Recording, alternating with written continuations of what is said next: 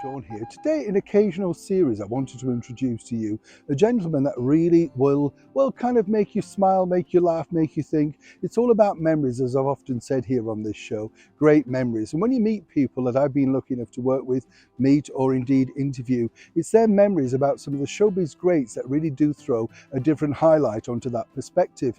You know, you kind of know them, don't you? Because we've either bought their records, watched their films, seen them in concerts, something like that. But it's the people that are working at the closest with them every single evening, perhaps in the orchestra, the conductor, the stage doorkeeper, that always fascinates me because they have truly a different perspective. So today I want to introduce you to a man who is known for playing a very incredible trombone. But he's more than that. He's a composer, a band leader. He's literally played, starred and moved alongside some of the biggest names in show business. So today, meet one of the first stars of Mr. Stuart Atkins, a man, as I say, who's literally feet away from some of the biggest icons of the last decade. And today he introduces one of our favourite stars. So without further ado, sit back, grab a cuppa and enjoy these memories.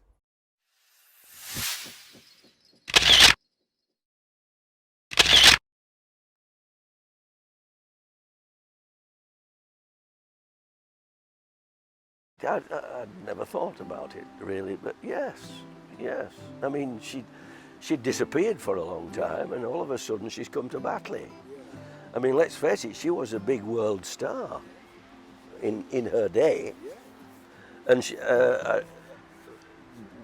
because the three girls, Pat's, we've got a photograph at home of Pat and her sister and the other girl that was taken at Batley, and she said, because we both do talks, Pat and I, and in her talk she takes a projector and she showed, and there's a photograph of them together with Gracie, and when it was being taken, Gracie said to them, she said, if ever you're in Capri, you must come see me.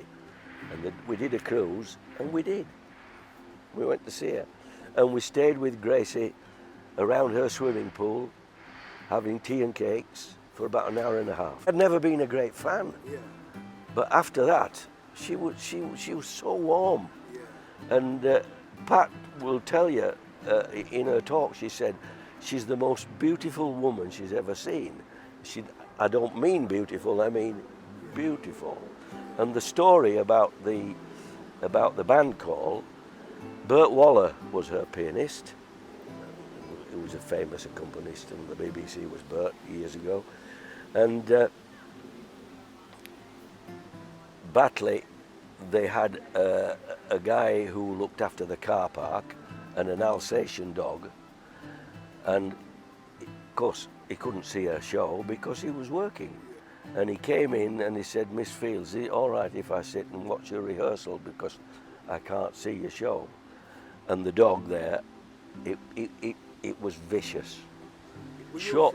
No, well, we don't knew to keep away. And she was up there, and she said to the dog, come on. And the dog, he said, no, Miss Fields, no. She said, it's all right, come on. The dog went up, and it was a vicious dog, an Alsatian. The dog went up, sat on its paws, never moved for an hour while she did her rehearsal. And the next morning in the Daily Express was a picture of the dog at Gracie Fields' feet during the rehearsal, and it says, Gracie tames the beast. And it's all fact, is that. It's support acts. Well, I'll tell you who the support act was. The support act was Ronnie Dukes and Ricky Lee. Oh, yeah. They were very big in the clubland. Yeah. And they decided, because she was 70 odd at this time, and they decided that they were very popular in the area, Ronnie Dukes and Ricky Lee, and they thought, she'll never follow them. And so they went up, Miss Fields, because of the time that you're on, would you mind if you closed the first half and whatever you want, love, I'll do whatever you want. Typical Lancashire, and perfect, no bother. They went on, they did, she stormed them. They went on at the top, and they weren't interested in it. They went back to her the next day, said, Miss Fields said, I'm sorry, but we've got to turn you around to close the show. Whatever you want, love. It's all right. Sort of touche. She was a star from her toenails to her hair. just knew it really, but Yeah. need to sort of. She was lovely.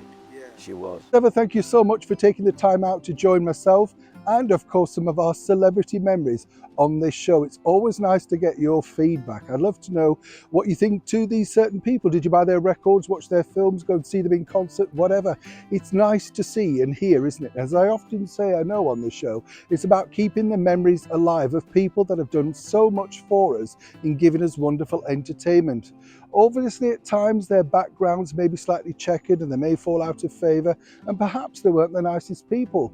But out front, under the spotlight, they truly shone, giving, of course, wonderful entertainment to so many people. As ever, it's lovely to see and hear their memories. Thank you so much for watching.